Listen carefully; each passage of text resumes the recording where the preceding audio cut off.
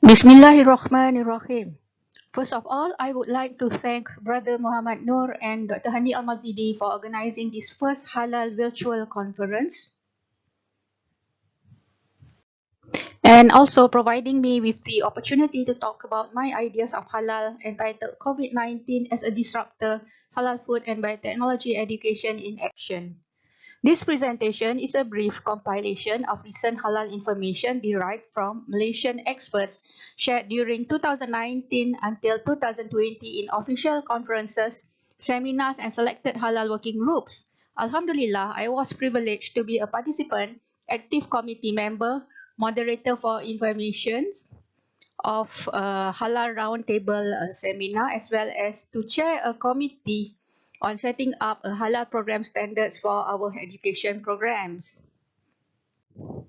As we all know, halal, haram, and shubha are mandatory for all of us throughout our lives as Muslims, and now finally being recognized as the mainstream global economy, not only among the Muslims but across all nations. However, COVID-19 has struck the world off guard.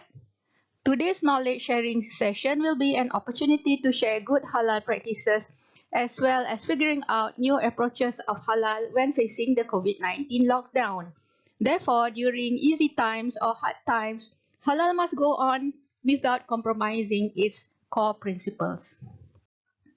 The evolution of halal industry of Malaysia had witnessed a duration of almost 50 years when halal once began in the early 1970s by just an issuance of a formal letter from the religious office as endorsements of the halalness of food products. Later, the process improved with issuance of halal certificates, and beyond the year 2000, halal standards, involvements of other staffs besides those who are from Sharia background also include food technologists, scientists, veterinary health inspectors and officers who became active builders of Malaysia's halal young ecosystem. Supported by the Trade Description Act of 1975, proper Malaysian halal standards were launched involving many Malaysian government agencies such as JAKIM, MITI, Standards Malaysia, and so on. HDC, or Halal Industry Development Corporation, was also formed, and this provided a sound platform for Malaysia to be later referred as the country who is serious to build her halal global commitments and multi-dimensions involvement of stakeholders to support the halal industry. The Malaysian government is committed to ensure the rights of Muslims through JAKIM, a dedicated government agency cater for the rights of Muslims in Malaysia. In order to do this, guidelines, manuals, documents, acts, and rules were developed at the same time. Public awareness were brought forward consistently throughout the campaigns, medias, and expos, with many incentives from the governments to our private sector and manufacturing sectors. All are actively encouraged to be involved in halal production and manufacturing.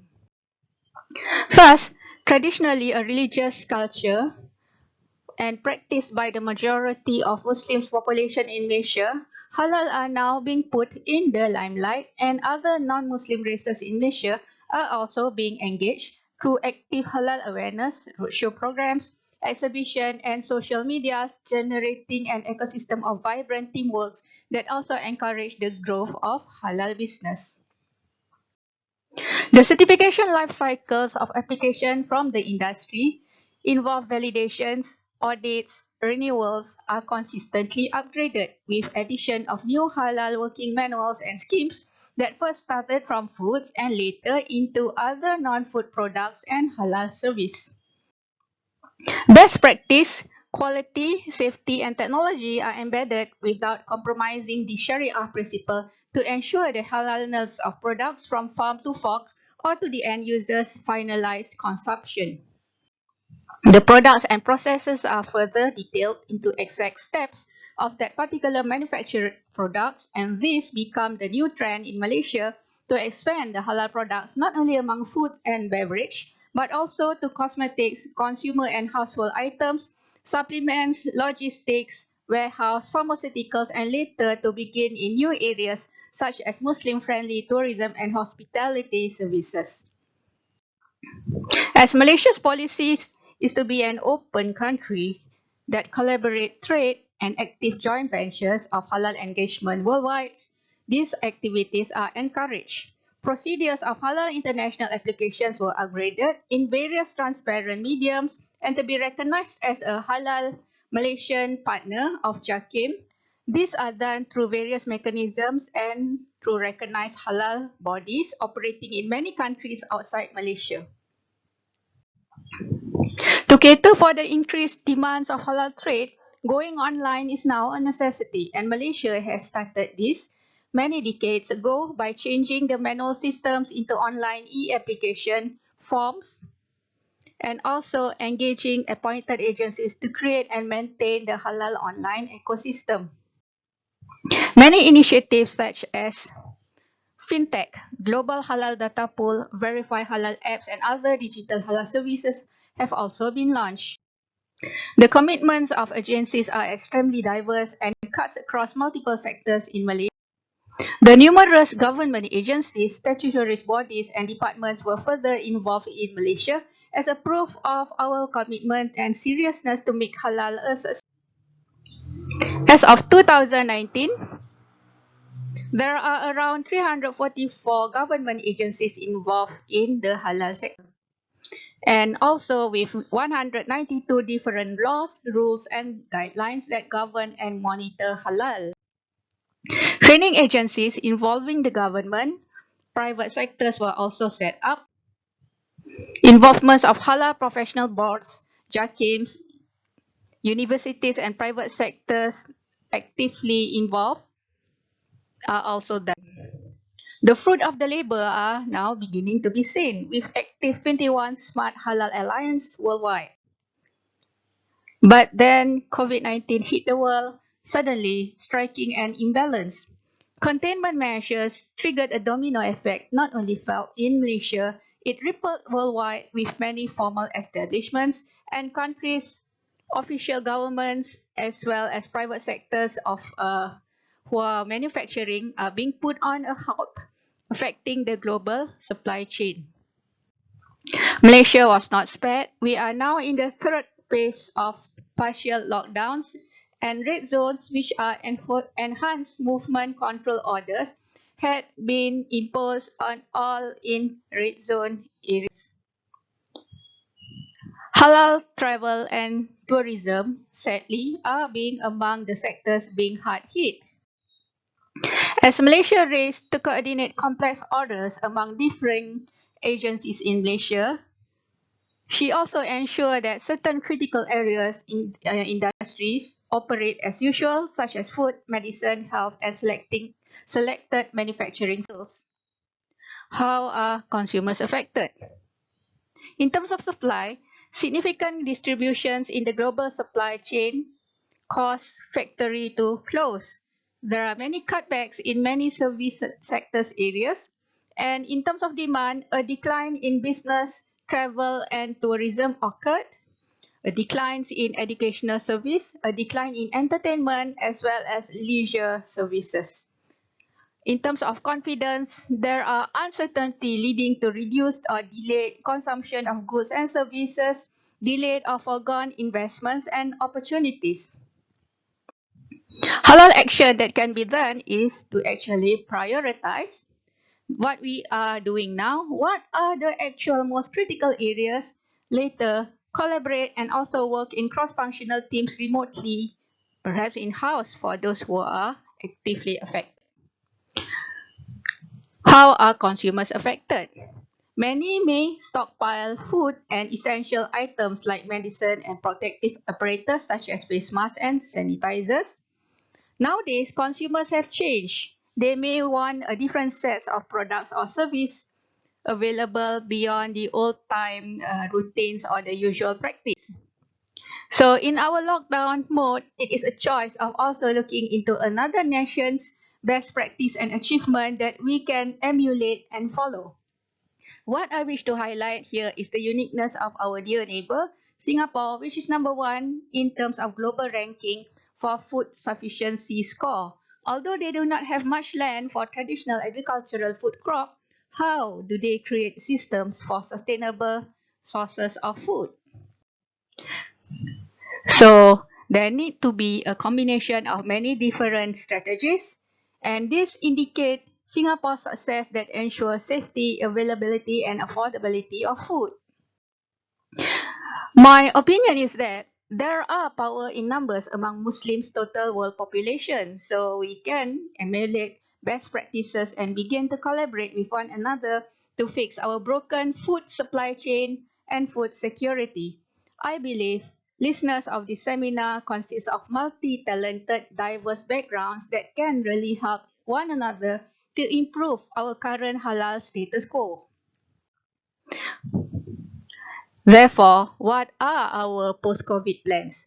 How can we grow halal sustainability out of this current COVID-19 tragedy? This is worth a reflection.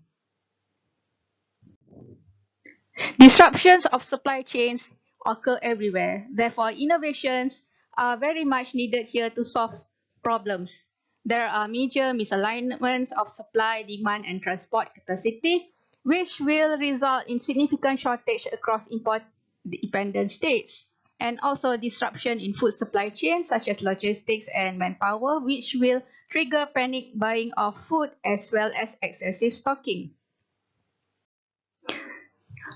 So in terms of economic disruption and uncertainty, there necessitates constant communication, updates, and prioritizing only for essential activities will actually help the world to build up her strength again after the COVID aftermath. With regards to biotechnology, we need to explore more on using automation and device ways of overcoming existing problems in food, agriculture, and medicinals. When we face uncertainties, COVID-19 has different strains, A, B, as well as C. The challenges of these vaccines are that most of it are still unknown and undiscoverable yet to overcome this viral problem. And the risk of shedders or those who had recovered from COVID-19 infection may still reinfect other new patients. Virus transmission can also occur through animals or feces.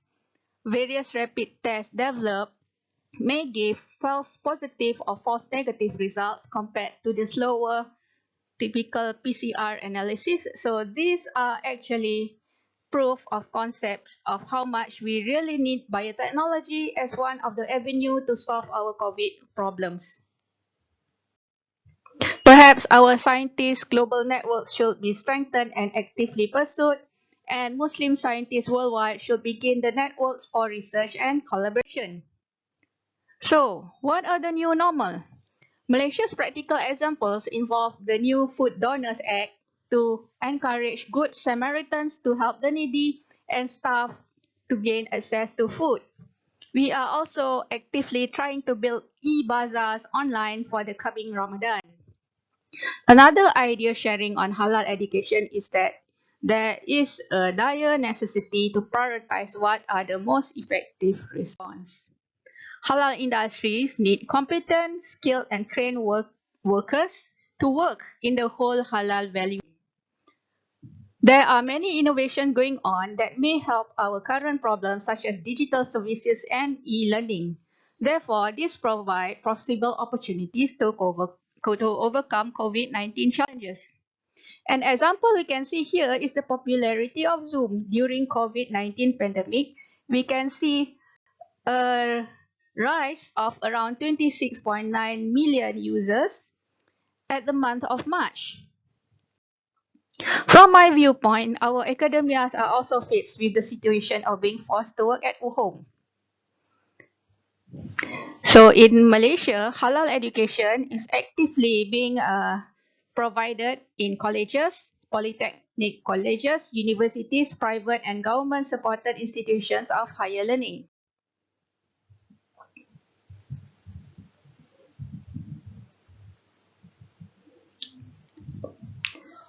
HDC are now working with the Malaysian education system to promote halal industry growth in education. And there are various education programs that were built, such as halal executive programs, halal auditors, as well as halal industry management programs. In Malaysia, the culture of education from technical schools, polytechs, college, and universities are taking halal field of knowledge very seriously, with many educational programs ranging from certificates, diploma, bachelor, master, and PhD actively being developed and running. Here, from the NOSS technical skills, is another avenue of being recognized in the Malaysian education system. Another approach is a comprehensive service, research, teaching, and learning perspective that my university use, which integrate fatwa with science and technology. In USIM, or University Science Islam Malaysia, International Fatwa and Halal Center, or IFA, was formed to fulfill the present and future needs of the halal industry and ummah.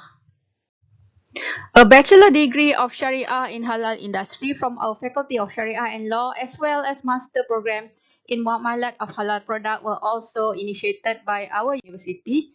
And another interesting point I wish to share is College Genius Insan. The old name was College Permata Insan. Permata means jewel, which are our children and teenagers now. And they are our jewels of future because they are our future to provide halal competent job force, and we start the exposure from young. They had fun, these students, secondary schools, exploring science, alcohol, ritual cleansing in the labs using clay and water, sama, slaughtering halal chickens, as well as doing tasmik and hafazan of Quranic verses in the mosque. It is good to see younger generations being multi-capable and exposed with religion and science competencies. And now I have come to an end to today's presentation. Let us consider the Surah Alam Nashrah, which remind us that in difficulties there are always ease provided by Allah Subhanahu wa Ta'ala.